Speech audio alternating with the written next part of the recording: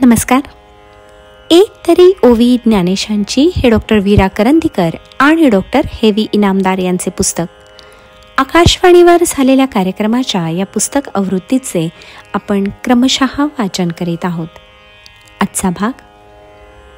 जैसे सरलिया लेख आँख होती एक, तैसे साध्य साधनादिक ऐक्यासी ये. ज्ञानेश्वरीतील अध्याय 13, ओवी क्रमांक 938. पाटीवर हिशोब लिहून काढण्याचे काम संपलं म्हणजे हिशोबातल्या वेगवेगळ्या रकमा एक होतात. हिशोबाचा ताळा जमल्यावर हिशोबाची कच्ची टिपणं लागत नाहीत. त्या कागदाचं काम संपतं. त्याप्रमाणे ब्रह्माची प्राप्ती झाली म्हणजे साध्य आणि साधक हे भाव नाहीसे होतात. त्या भावांमधलं द्वैत संपतं.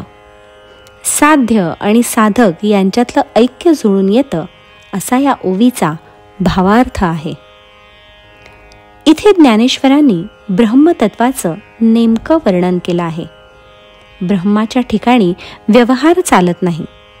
ब्रह्म हे अग्नीचं तेज आणि चंद्राचं जीवन असतं.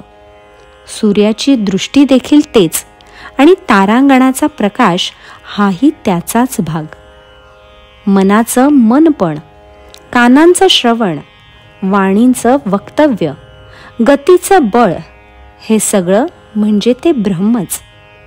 त्याच्यामुळे आकार प्रकट होतो, विस्तार पावतो आणि संहार नाश पावतो. ते पृथ्वीचं पृथ्वीपण असतं आणि जलाचं आदितत्वही असतं.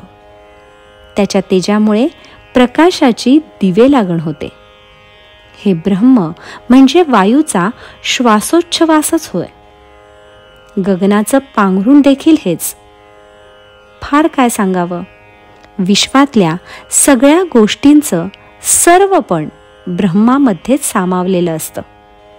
ज्ञान, ज्ञाता आणि ज्ञेय ही त्रिपुटी किंवा दृश्य, द्रष्टा आणि दर्शन अशी त्रिपुटीसुद्धा ब्रह्मामध्येच ऐक्यभावानं एक होऊन जाते.